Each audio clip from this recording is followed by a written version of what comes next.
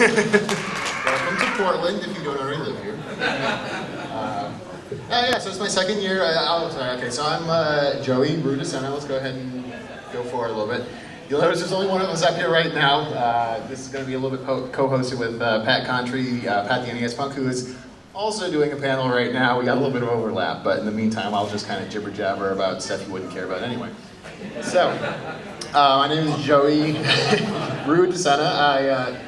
I'm the host of a few web internet shows about video games, retro video games, 16-bit gems, and the way games work, which is the title of this panel. So my background is actually in real life. I have a degree in physics and programming certificate and things like that, and I actually work as an engineer in a solid-state lighting company, so I normally work with kind of technical backgrounds of stuff. And but I love video games. Not always, ever since I found the NES I did. So I have a show, The Way Games Work, where I just kind of go into technical details of how these video games work, just to try to make it more accessible to everyone, like Bill Nye, the Science Guy, or Beakman's World, or any of those shows some of us might remember if we're older as kids. And so my website is clanofthegraywolf.com. I'm just going to go ahead and put myself out at the beginning. YouTube is also Clan of the Grey Wolf. That's just a little thing me and my friend who have come together on the internet do. That's what we named it. It's named after a somewhat obscure Super Nintendo game, Genghis Khan 2, Clan of the Grey Wolf, which I'm sure you all cared about. And at some point up here, hey, water, thank you. That's a magical table. At some point, Pat, the NES Punk, will be up here. He is a renowned collector and hoarder. He had a 7-part collection video just about his collection. It's literally feature length, with the subtitle could be, "Why Do I Have This?" But his website is patthenespunk.com, and YouTube is Pat the NES Punk. So this is it's a pretty darn free-form panel. If anyone has any questions about anything, just raise your hand at any point, and I'll try my best to answer it, and we'll go from there. So let's start off with a little bit more recent stuff. So the Microsoft Kinect. Who here actually owns a Kinect? Okay, that's good. I don't, but yeah, I know. Oh crap. So this is actually one of the more interesting video game techs out there nowadays. This is the Oculus Rift, which actually, if you haven't had the chance, is over at the Hyperkin booth here. You should really check out. That's very interesting. But the Kinect I find very interesting because it's motion sensing in the purest form possible. You don't have to waggle a controller or anything like that. It's able to read your movements and put them into games. You can swipe the Xbox dashboard and stuff like that. But it doesn't necessarily mean there's any great games for it. But it's something that I think Microsoft's pushing a lot more in the Xbox One, which is coming out soon. They were going to require that you use a Kinect with it. Now they've kind of reneged on that after some backlash. But still, regardless, the tech is solid. On the front there, you'll see there's an infrared emitter and a camera. And basically what this emitter does, it puts out like 1,000 points of light. Wow, that's an old reference. I'm sorry if I got that. Just like these infrared dots. So if you have an infrared camera, which the Kinect is equipped with, basically, and you just bathe this room in infrared light, which is outside the visible range, so it doesn't bother you at all. It's a low energy light wavelength. And you just see dots everywhere. And what the Kinect is able to do is basically take those dots, and it can tell how far away things in the room are, how far away portions of your body are as you're moving. So it can create what's known as a gradient image to determine how far you are and parts of you are. And that's why you'll see from left to right, same image, but on the right is basically the output that the Kinect shows. And yes, those are from Wikipedia because frankly they're the best images I could find. Yes? It also has a microphone array. Yes. After it's figured out where it thinks your head is, it tries to point the microphone array at the mouth of the speaker it wants to pay attention to. Yes, it's very clever tech, and there's a lot of different parts that go into it as well. So It has a swivel stand, and it determines how many people there are in the room, who's playing and who's not playing based on, you know, noise level or movement. It's really quite amazing.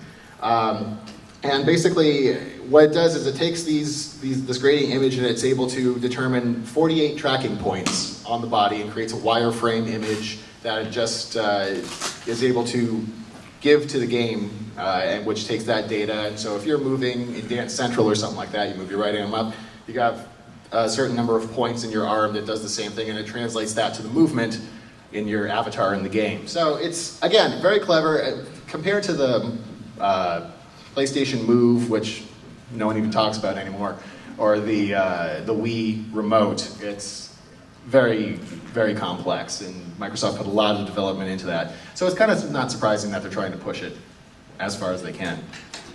Any other questions about the Kinect in general? Cool, let's go on to the Wii Remote. I'm kind of heading back in time here. So the Wii Remote this is a little trick that I love showing off because my cat loves to chew on my Wii sensor bar cord. So if I have some friends over, we want to play some Wii, inevitably I will boot it up and realize that I can't use the pointer at all. So I just get a couple candles and I'm able to actually use the cursor. The reason for that is, I assume a lot of people, if you don't have a Wii, you've at least played one. It's a very popular system. But there's an infrared camera actually in the Wii Remote, a very simple one. And what the sensor bar is, it's just a couple of arrays of infrared light, or infrared LEDs, I should say. And if you take a picture of the sensor bar when it's on, cameras are able to pick up that infrared light and convert it to kind of a purplish hue in the picture. So you can see it for yourself. It's kind of fascinating. But basically, those two infrared sources are all that's needed. It's just these two linear, these two sources so that the camera knows if you're tilting it back or forth or anything like that. And you can use it as a pointer. So where the candles come in is, hey, fire is a good infrared light source as well, including visible light. So you can use that. You can use light bulbs as well, if they're incandescent. You can, anything that, fire in general, heat is a very good infrared light source. So if you have two discrete points of it, you can use that. And so in addition, there's some other stuff, that's the most important thing I want to talk about on the Wii Remote, just because it's a neat little trick you can show off. But also there's accelerometers inside. That's where it detects changes in acceleration, so that's why the Wii Waggle, the famous Wii Waggle, is basically you swing it like that. Oh, hey, it's in most actually probably all smartphones nowadays. It's the same kind of tech actually, just because they're microscopic accelerometers. They're very, very cheap. You can put them almost anything. So, sorry? They're in Fitbits too. They keep track of how many steps you climb and how many steps Oh, you take in here. yeah, they're in all sorts of things, pedometers and stuff like that. If anyone has played or gotten like the Pokewalker from Pokemon Heart Gold or Soul Silver, it's the same kind of thing. It just is able to somewhat roughly determine how many steps you take during the day and feeds your Pokemon or something like that. It's been a few years since I played it. But anyway, so there's accelerometers. Then the Wii Motion Plus includes a gyroscope. So this is why whenever you're about to play a game, you have to put the Wii Remote with the Motion Plus down and just leave it alone for a second as it calibrates, because the gyroscope basically, it's anything that's spinning. If you've seen a large gyroscope, if you have a spinning mass or a vibrating mass and it's going fast enough, it's tending to stay in that orientation. I might be getting a little too technical with the geek talk, but stop me if you would like me to. But if it's vibrating fast enough, or if it's gyrating fast enough, it'll stay in that orientation compared to gravity, no matter how you turn it. So basically, that adds another data point or set of data points to the Wii Remote Motion Plus, and that allows the one-to-one or close to one-to-one, like sword tracking and Legend of Zelda Skyward Sword and things like that. Back in 2006, I guess that technology was just a little too expensive for them to bother putting into the actual Wii, and now, how many years later? 7 years later, 6 years later, they sell Wii remotes with the Motion Plus inside. It's like nothing. It's candy, basically. So that is the Wii remote. Going back a little bit more, yeah, I find this pretty interesting. So I don't think many people realize that downloadable content, downloadable games have been around for a long time in various forms. The first downloadable games were for the Intellivision, with the play cable that came out in the early 80s. The only issue with that was that there was no memory, basically, so you would download these games and be able to play them, and then as soon as you turn the console off, that's it, they're gone. So you can see why it wasn't the most popular thing out there. And then actually there were plans for, before the internet, well not before the internet, before like the World Wide Web and such became a thing or popular, the Nintendo Entertainment System. If you look at the bottom of the Nintendo Entertainment System, there are all sorts of ports and things that never really got used. One was in theory for a modem.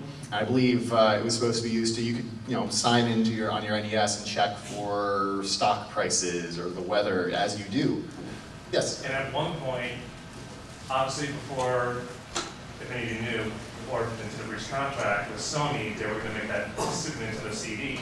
Yeah, very similar, and yeah, this is kind of a similar idea, but I wanted to say one more thing about the NES modem, is that apparently there was a tentative agreement with, I want to say, the Minnesota State Lottery, where people could actually gamble from home on their NES. Which sounds like just so many issues with that, waiting to happen if like your 5-year-old gets on. But anyway. There goes the bank account. But anyway, the 90s come in, and the Sega Channel is something that was actually here in America, and it had a similar issue with the, as the Intellivision play cable, I believe, you could not save games, I want to say. I'm going off of memory right now. But basically, it would use a cable, like TV cable. I mean, it's actually not too far off considering that a lot of companies distribute their internet through television cables today. But basically, it was interesting. You would, the Sega Channel would tune you to a certain channel, so to speak, and it would be constantly downloading certain games at certain points in the data stream. What the Sega Channel would do is see if you wanted to download or play a certain game, like oh man, I did a review on this. Mega Man: The Wily Wars, for example, which was not released in general retail in America. If you're not familiar with this, it's amazing. It's actually Mega Man's 1, 2, and 3 on a 16-bit console, with a little bit of extra stuff tacked on the end, where you can basically use all of the weapons from all of those games and attack Wily's castle. Anyway, it's a great game. That's beside the point, though. So if you went into the Sega Channel and you select, I would like to download Mega Man Wily Wars and play that. You pay or whatever. The Sega Channel waits for a certain point in the broadcast and it downloads that data. And then when it's finished, it says, hey, you can play it. And then at that point, Sega Channel doesn't matter anymore. The game is just basically storing the game. The Genesis plays it and you're good. Now in Japan, there was something somewhat, actually very similar with the SNES Satellaview. I guess you could call it Super Famicom Satellaview, which is basically what it sounds like. It's a satellite view, is what it's short for. And there was a service, Saint Giga, which is a satellite TV service in Japan. And basically they worked together with Nintendo to create this somewhat expensive service where you had this, the Satellaview was on the bottom and you had a cartridge on the top. This added the capability of saving the games, however, in that memory card you can see on the top there. And actually, there are some games that were not released in retail, such as, probably the most famous is BS Zelda. There are actually a few different versions of that. The most basic is basically The Legend of Zelda in 16-bit. It's very amazing. And those cards go for a lot of money nowadays on the collector market. Not that there's any collectors here. Actually, I'd be surprised if you went around the expo hall if you didn't find any of these for sale. Or at least the Satellaview or some memory cards. But this was a little more in-depth than the Sega Channel because basically people would tune in so to speak, tune in. Certain times, there were schedules where people could live play certain games. There was the BS Zelda was a 4-part game. You hadn't, so you would tune in to play at like 6 p.m. on Thursday, whatever, and you would have an hour to get as far as you could, collect as many items as you could, and then there were events. There were timed events that would happen every, like say 10 minutes in. An announcer, an actual announcer with a voice, would come on and say, "Oh, hey, oh man, all of the fairies in Hyrule are gone. Freak out," something like that. And then all the fairy ponds would dry up. So for the next 5 minutes, there would be no fairies. It'd just be like this kind of active events going on that would not interfere. It would help or hinder, basically, you during the game. And then there was also like orchestrated music playing at the same time because, hey, as long as the bandwidth is there, let's increase make the music more exciting, right? So after all that was done and the Satellaview became, tossed onto the dustbin of history, there's been a lot of hackers that were able to find these saved games and hack them into the point where they're playable again. You don't need to be connected to the satellite service, which doesn't exist anymore, and play it. Now, some things were lost, such as the orchestrated music or the announcers or things like that. But they've actually been, you can play all the BS Zelda games now with an emulator. It took about a decade for that to happen, but it's pretty exciting. And this was all before the Dreamcast made online kind of standard on consoles, most consoles, GameCube accepted, in '99. So there's a long history of online downloadable content that I would say most people don't know about, probably a lot of you here do. And if you didn't, you just knew a little bit more. And then here we have the NES Zapper. Now there have been lots and lots of light guns in video games. In fact, there's a long history of light guns in actual physical arcades, going back decades. I think back to the 30s even. But anyway, Nintendo in the 70s, back over in Japan, they would have these light gun galleries. They converted bowling alleys, I believe. There was a bowling spike and crash in Japan, as you have.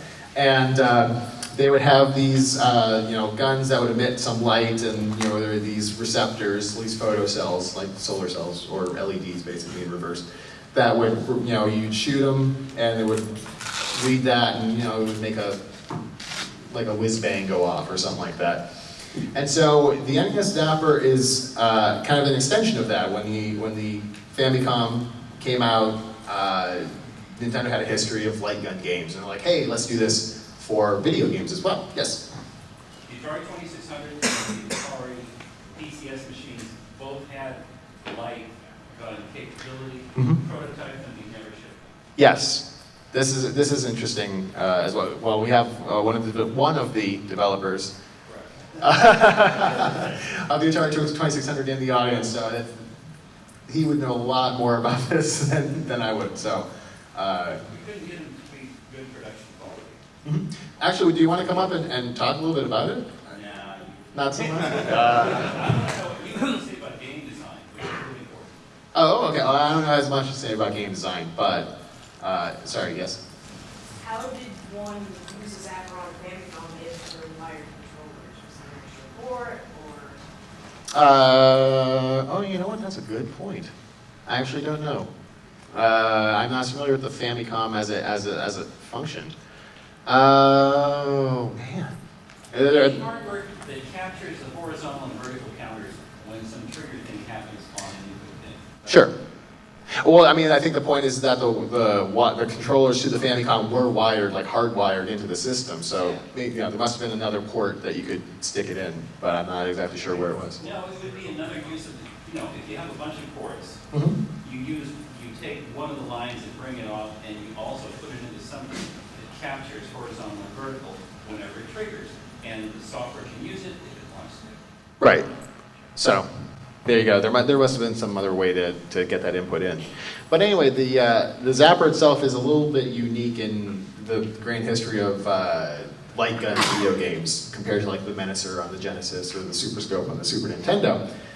Because the way it would work was when you would click the trigger, there would be a frame, you know, a 60 hertz per second TV, CRT.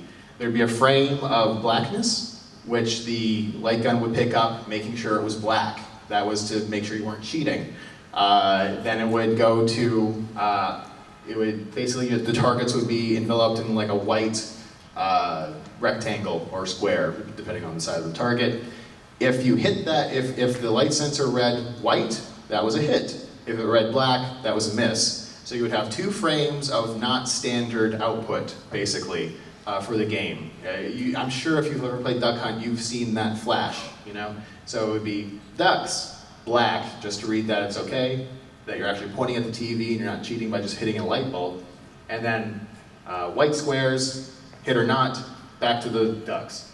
And the way it would do it with 2 ducks on the screen, it would have 3 frames. Black, white rectangle for 1 duck, white rectangle for the second duck, then back.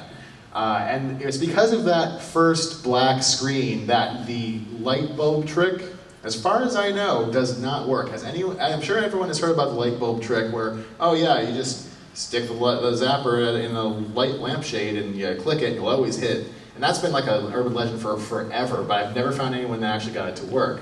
Has anyone? I haven't got it to work. I was just going to ask.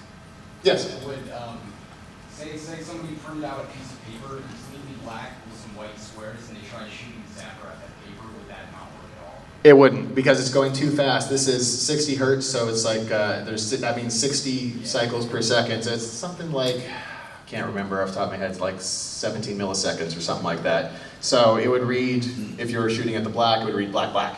If you were shooting at the white, it would be white, white. And yeah, it knows you're cheating and it just gives, if it doesn't read that black the first time, it knows you're cheating, gives an automatic fail. So, yeah. In the back? I assume that's why it doesn't work on an LCD. Zappers don't work on LCD. Yes, and that's another good point, is that this was made for CRTs, which, cathode ray tube TVs, which had the 60 hertz. LCD, or any kind of modern TV, has a very fast, by comparison, refresh rate. Most LED TVs as well. But yeah, and then there's platinum. Regardless, on the order of like a millisecond or less refresh rate is probably most modern TVs. And like I said, this is something on the order of 17 milliseconds. So those flashes still happen if you're playing this on a modern TV. It's just they're so quick that by the time the zapper and the NES say, oh, time to look and see if that black screen's there, the game's already moved on, you know. So there's no way that I know of to play that on modern TVs, which is why it's always good to keep a CRT around just in case. And then, like I said, this is different from, I won't get into it so much right now, but the Sega Menacer and the Super Scope were different because you had to have a reader on the TV. I'm sure if you've ever played this, you might have problems with it falling off and stuff like that. And you have to, do your targets beforehand to calibrate it and things like that. There was never that problem with the NES Zapper. So I think this is a very interesting little piece of tech that's, as far as I know, it's pretty unique to the NES. I don't know how the Atari was doing that. Well, the Ataris could, like I say, but we never built anything we would consider production quality. Okay. So, you can do it, but you have to, I'd have to coach somebody on how to get a zapper to work on a CRT version of the 2600. Right, right. So, and it's not to say there weren't other light gun games before the NES as well. I mean, there were like, very realistic looking guns for things like the Odyssey and stuff like that. So. Here's something a little bit interesting, and I'm actually working on this video. It's kind of a long project because of the bit wars. You know, this is the next video I want to make on the way games work. Basically, what is 8-bit? What is 16-bit? What does that mean? Why doesn't anyone talk about it anymore? You know, things like that. It was just so important in the early 90s, 16-bit consoles and such. So bit size, oh no, I forgot an end of the quotation mark there. Anyway, bit size deals with the amount of information you can store in a computation. So a 32-bit register can store over 4 billion values. And so that is a lot, essentially. Most versions of Windows nowadays are 32-bit versions of the operating system. Some people have 64-bit as well, but that's if you want to get a little bit more performance out of it. A lot of architecture is 32-bit architecture. A lot of, when the, Windows has been 32-bit since Windows 3. yes, this is a long running architecture. It's x86. So the reason for that is because you can do a lot with 32-bit. There's not a lot of need to the physical limitations of creating a CPU. You don't necessarily need 64 bits, 64-bit central processing unit for a console or anything like that. I think the PlayStation 2 or the PlayStation 3 was hailed as a 128-bit console, and that's a bit of cheating because they had different cores that were of lower, in reality, there are 128-bit CPUs out there in computers, but there's like 5 or so in the world because it's just not necessary. Take an example. PlayStation 3 had a cell processor in it from IBM. It had one general purpose processor, which might have been a 32-bit, and then 8 rendering engines running on parallel at the same time. Yes. You can render, the zits on somebody's face. It's that good. If they care, Yeah. you can. Yeah, basically we outgrew the bit wars. That's the crux of the argument, is that other things became more important. What are the stats on the graphic processing unit and things like that. So to illustrate, does anyone know, I'm sure a few people at least do, what the first 16-bit console was? TurboGrafx. Actually, you know what? The TurboGrafx 16 was an 8-bit console, technically. Yes, 8-bit. 16-bit GPU, but that's a good guess. Was it the RDI Halcyon? I'm pronouncing that right. When did that come out? It was actually the same time as NES. Nope, then nope. Like, yes, let's say Sega Genesis. Nope, that's a good guess though. I'll just go ahead and end the torture. It was the Intellivision, actually. Really? Yes. So again, hey, 32-bit architecture's been around since early Windows days and before, really. So it's not out of the realm of possibility that these really old consoles will be 16-bit. The original Mac was a 16-bit. Yeah, and that was, you mean the Apple, or no, the first Mac, so 84. Yeah. The original Lisa, which came out of what? Is that 80? Yeah, 83. Okay. Same thing. So even back then, it was kind of like, blast processing. It's something that sounds nice, doesn't really mean anything. 8-bit, 16-bit, you can have an 8-bit system that's technically more advanced than a 16-bit system. Look at the NES and the Intellivision. There's just so much that goes into it. So here you go. This is the architecture of various gaming consoles, just to show you. NES, 8-bit, and then the 16-bit era. And then you had 64-bit and 32-bit. I think most people know the PlayStation 1 was a 32-bit console.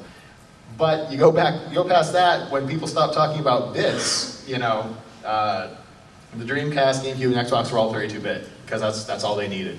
PlayStation 2 was 64-bit, but actually I believe the PlayStation 3 is 32-bit. They went back.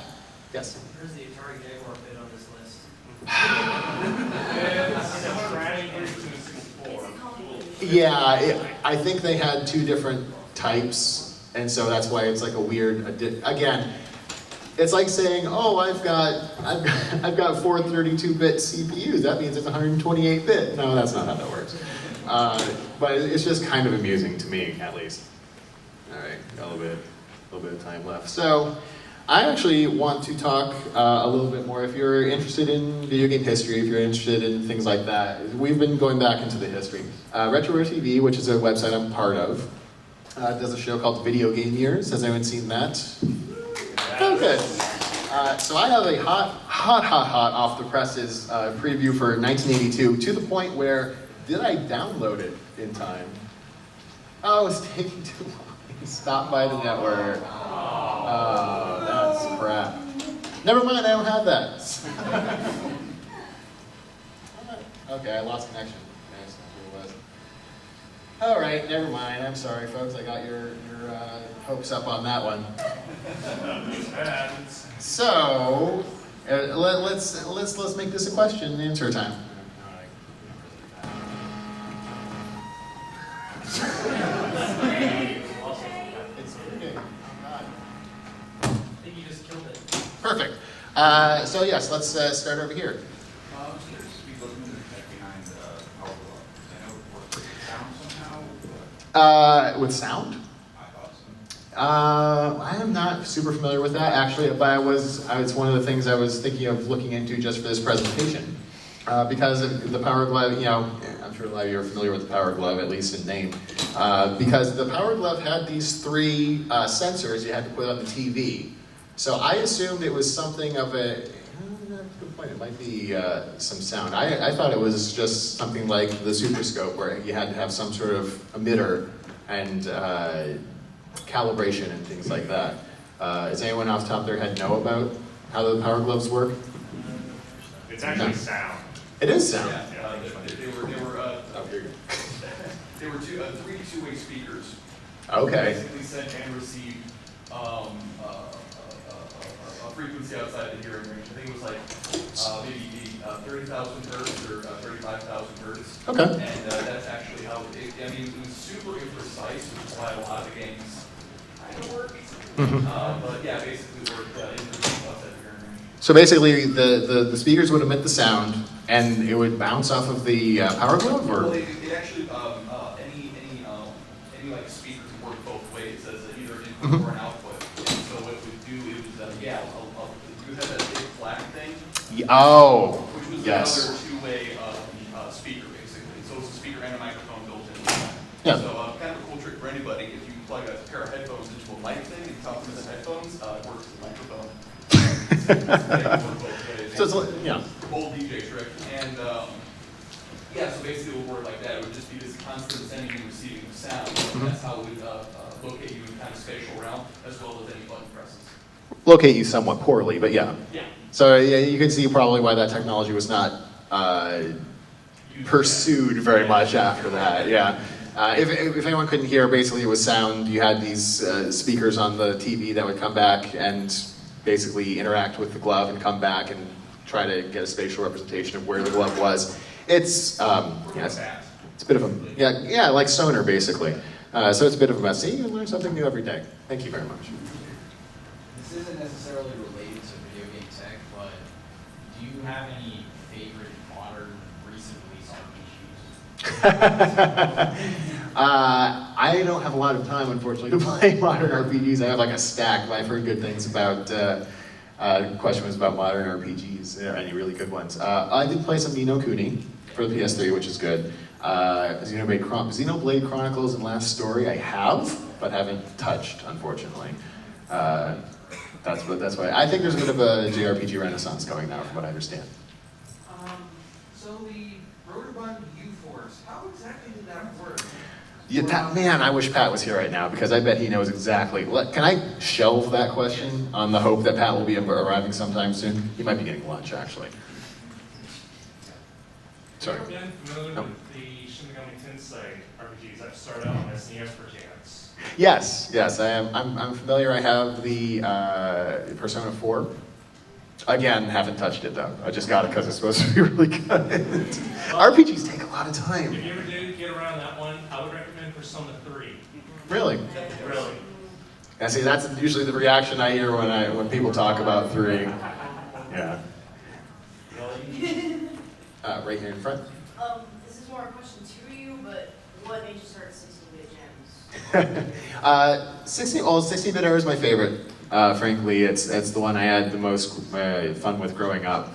It's a bit of a, I think it's close to the pinnacle of 2D gaming, is because, well, it was kind of left behind when 3D gaming with the PlayStation and the Saturn and the Nintendo 64 started. 2D gaming was doing really well at that point, and kind of just left behind as yesterday's technology. But if you look at especially a lot of indie games nowadays, or even not, like New Super Mario Brothers and such. Sorry. I think people appreciate 2D gaming a lot more than they did a decade ago. They realize, oh, there's a place for that, there's a place for the 3D, and this, that, and the other. And it's kind of like tastes change. People want to, as soon as something is a little bit old, it's like there's this cycle. When there's a new product, everyone's excited about it. Then after a couple of years, it becomes kind of commonplace. Then after another couple of years, it's old and no one wants it anymore. That's crap, that's old. Wait a few more years, it becomes retro, it becomes collectible, it becomes kind of interesting again, and then people try to pick it back up. You know, that's part of the reason why, for example, Super Nintendo collecting has become very expensive in the past couple of years because it's been long enough where people can go back and play it again and you appreciate it for what it is without having to worry about, oh, this is old, it's not fun. Something I'd like to raise and feedback on. I read the title of this and it was about game design. And I was thinking it might be about how we construct games, how we make them interesting. Because I think that that topic deserves a lot of play here. Oh, yeah. In the late 70s, Bushnell always told us, the best games are easy to learn and difficult to master. They reward the first quarter and they reward the 100th quarter. This is applied to coin-op, right? And Mike Alba's corollary to that was that the best games you could play one-handed, so you could hold your beer with your girlfriend in the other hand. But given that, you know, how do you construct a game that rewards the first play? Because a lot of modern games are so bloody complicated. Oh, yeah. That unless you played a lot of the other games that lead up to this kind of thing, you have no clue how to play them at all. Mm-hmm. But you also don't want to construct games that people get bored with really quickly. Some of you may remember Coin-Op from the early 80s. And there was a game, I think it was called Dragon Slayer, Dragon Quest. And it was based on Yeah. basically recorded video. And once you learned the tree, you know, if you watched somebody else play the game successfully, and saw all the moves that he or she made at the right times, you could come to the same place and kill the dragon the same way, and you would learn all there was to know about that game. Mm-hmm. That's not a game that rewards the 100th quarter. Right. If you look at Little replay value, in other words. If you look at Breakout, Breakout is a classic, really simple game that rewards the first play, and it rewards getting better and better and better. That's why people still sell pinball games for that matter. Oh, yeah. And so how do we break down what's in a game for one player or multiple players, and what kinds of things reward play and more play? That I would like to see explored here. I think that would be a great panel in general to have. Well, we can talk about that here. I think that's a bit of the difference between a game like, for example, Tetris, which is very simple to understand. Like, oh, you make a line, it disappears. That's great. People, I mean, that game sold the Game Boy because everyone could play it. It is very difficult to master as Tetris World Championships going on. I challenge anyone to go and actually try that out and try to be the World Champion. You just can't walk in and do that necessarily. And there's a lot of games nowadays that give you things. This is, for example, RPGs in general are kind of like this. Some people don't like RPGs, some people do. And I heard, or I read, I don't understand Japanese, so I couldn't hear it. But I read an interview with the creator of Dragon Quest, Hori. What's his first name? Regardless. Thank you. But he said, he was asked, this was after Dragon Quest IX came out, and he was asked about what's his philosophy behind the game. And he said, well, and Dragon Quest from the beginning was about if you put the time in, you are going to get experience, you're going to raise in level, you're going to get more spells, etc., etc. As long as you put time in, you're going to get better. If you put in enough time, you're going to beat the game, you're going to master it, essentially. And he said that actually, in his view, that was a very Japanese sensibility, where you put in the work, you will be rewarded, you know, definitely. You know, no ifs, ands, or buts about it. It's very different from something like Tetris or Breakout or hell, Castlevania, where you need to learn, you need to get better. If you play it 100 times, it's technically the same experience. You know, if you play for 100 hours, it's technically the same experience every time going through that first level. But for you personally, you will grow because you will get better at it. The first time you play that level of Castlevania, you'll probably get killed by bats and zombies, etc. And that second or that 100th time, you can probably go through it without even getting touched. Because you are mastering it yourself. It's an inherent skill that you're learning. I don't know how much of a skill you would call Castlevania beating, but you know what I'm trying to say. Sorry? It might not pay us. Exactly. Yes? Would a strobe possibly work for the light guy? If you It should, if you can time it exactly right. If you can time, like I said, I think it's 16, 17 millisecond strobe light. You could, the problem is timing it so that you're clicking it at the exact right time. You might be clicking it where it's reading white, you know, and then black, and then it's saying, hey, you're cheating. So probably the easiest thing is just to get a CRT. and just go up close to it. Yeah, there's a lot of easier ways to cheat. We used to have a TV like that, and my friend would always just do that and spam the game. Exactly, you know, that's why you have to keep your friends in check. Friendships should be broken over duck hunt cheating. I think it'd be great about seeing a look at all the unique chips that were put into certain Super Nintendo games to enhance their That's a very good point. stuff like say one, the SPB one for Star Ocean, Mhm. Sega series of games that had an AI chip for their Go games in Japan, Super Effects chip. The Super Effects chip, which is still very difficult to emulate. It's very difficult to emulate because it's poorly documented from what I understand. Yeah, which is a shame because that's some of the best games on the system. For anyone in the back who didn't hear, basically talking about the different kinds of chips that went into these cartridge games, you know, like Super Nintendo, or hell, even the NES, because there were mappers that basically were the heart and soul of the game.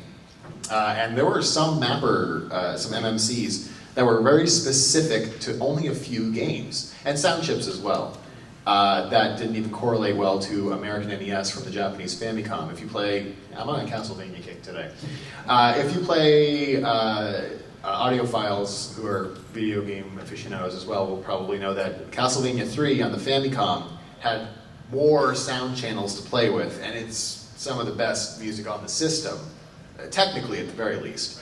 But not that the music on the Castlevania 3 in America is bad, but it had to cut out sound channels for that reason. Because there was an extra sound chip on the game cartridge in Japan, and I guess they just didn't feel like it was worthwhile porting that whole thing over.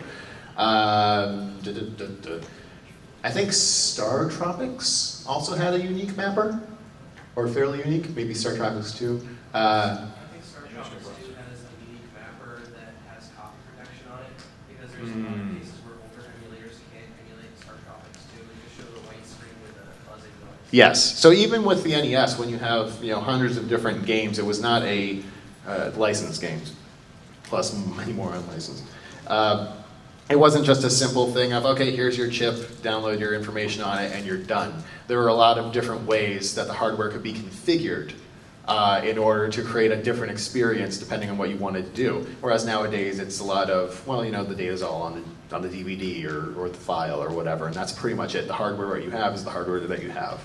So, yeah. Mr. Gamick also experimented with real primitive FM synthesis on the actual cartridge. Yes. Why it never made it to the United States, because it was so damn hard or expensive to make. I was gonna say, that's part of the problem. These chips cost money, and Nintendo's in the business of costing money, of making money.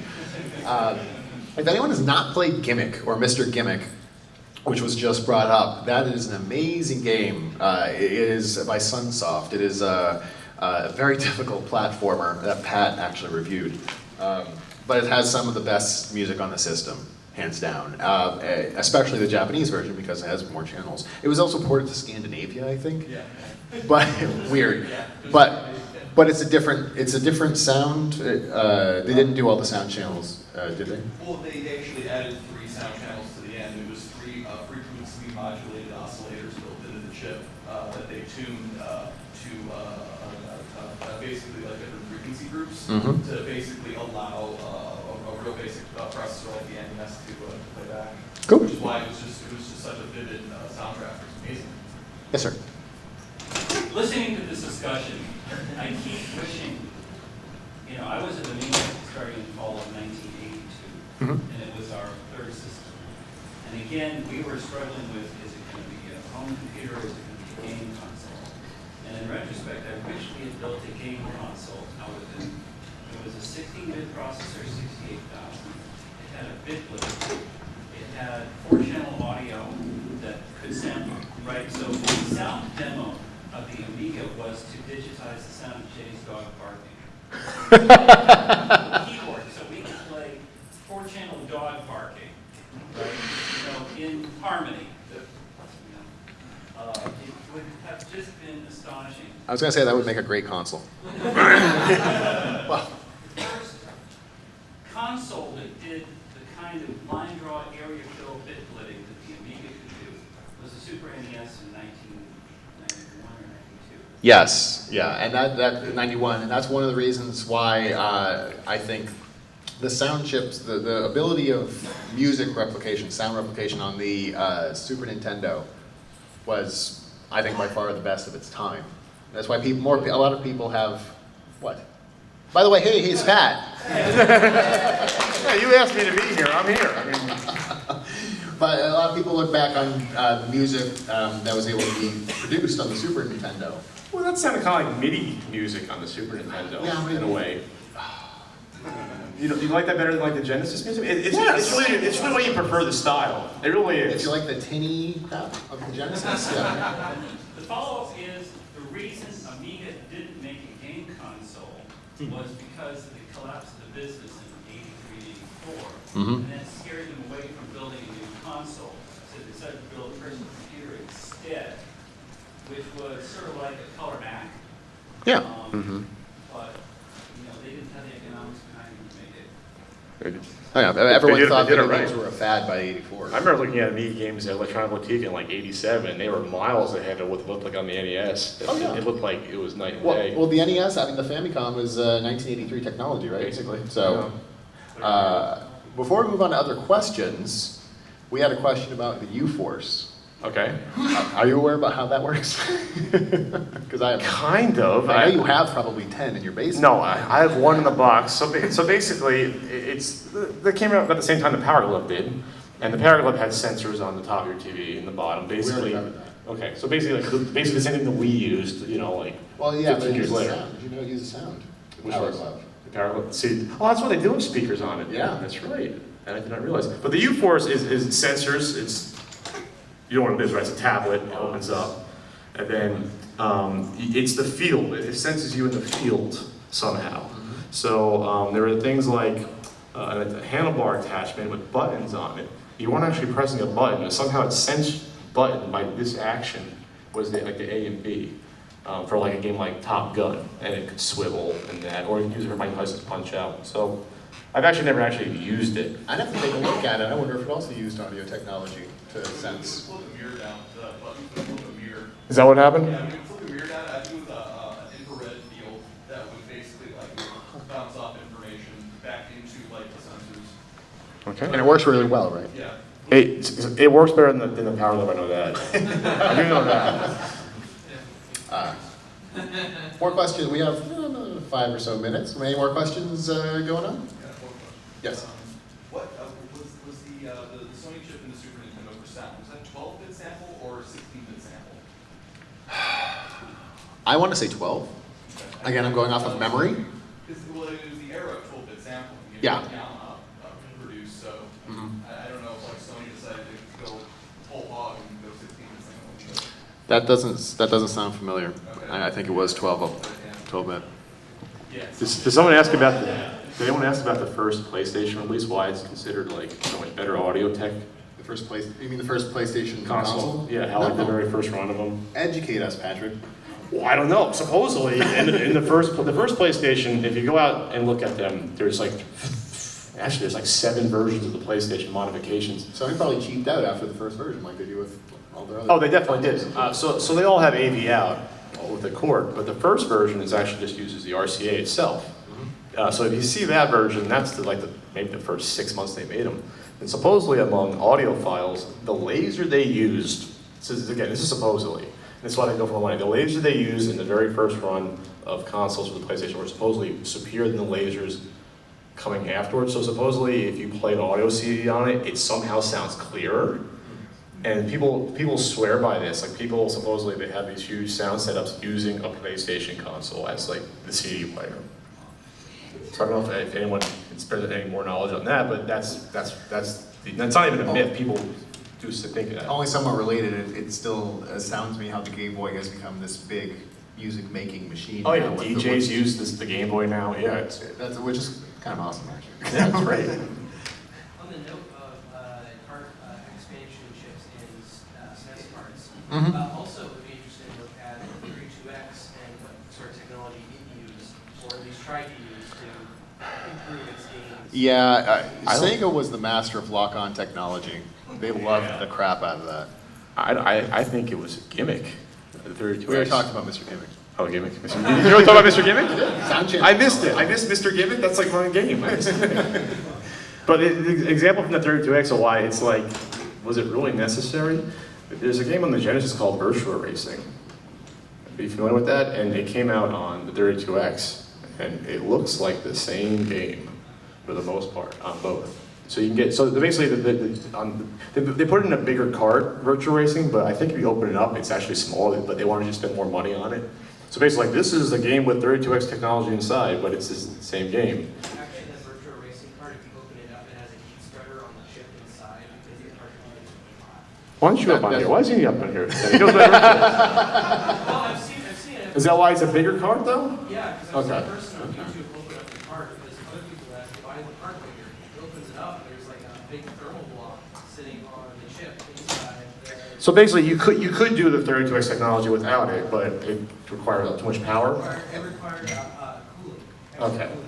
And then, So the 32X is a cooler. yeah, so Okay. there you go. All right, That's there you have it. 32X There's the technology. cooler. Well, and that's actually, that's somewhat interesting. As time goes on, technology gets a little bit more developed. They're packing more transistors on chips. Correct me if I'm wrong, but like as time goes on, heat dissipation becomes an issue. Everyone's familiar, more or less, with the Xbox 360 Red Ring of Death. The reason for that was because they didn't use enough They use a very cheap, solder, or not solder, thermal paste. it was very cheap. So it wasn't making a good connection to the heatsink on the CPU, I believe, and so it would just crap out. That was it. Plus overuse. It's like if you use your, a lot of people have these issues where using their console like, Another reason why the first ones that were not so great, because not only that, but where the CPU was positioned inside the console. For example. Oh, well, like it was just put in a bad place where it would overheat? Probably.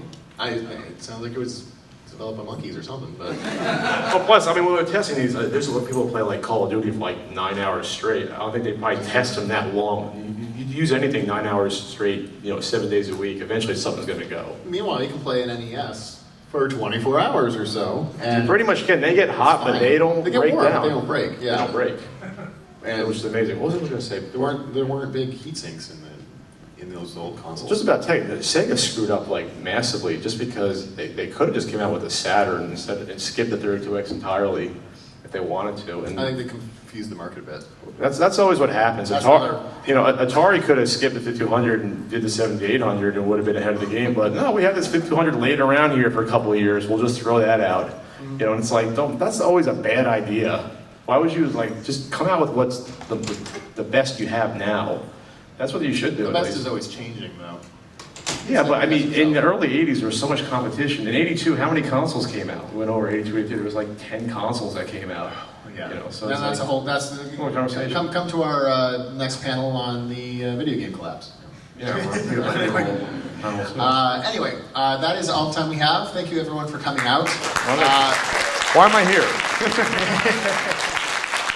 I already told everyone about where they can find our stuff, but you have something coming up in a few I have, weeks. I do this every year. I have the 4th annual NES Marathon. I play it live, 24 hours NES games for charity. This year it's benefiting the Children's Miracle Network, which is a great organization, nonprofit.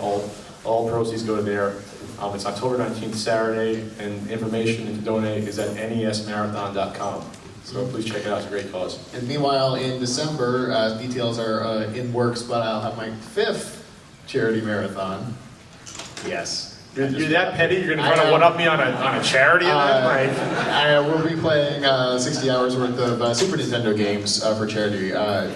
We've done shut up. We've benefited Child's Play, V Foundation, American Cancer Society in the past, so watch out for that in December. You can get more information eventually, either at my YouTube channel or website, Clan of the Grey Wolf. GRAY for Canadians in the audience. All right, guys, we've got a few hours left. Enjoy the con. We'll be at the Retroware booth in the Expo Hall. Come by and say hi.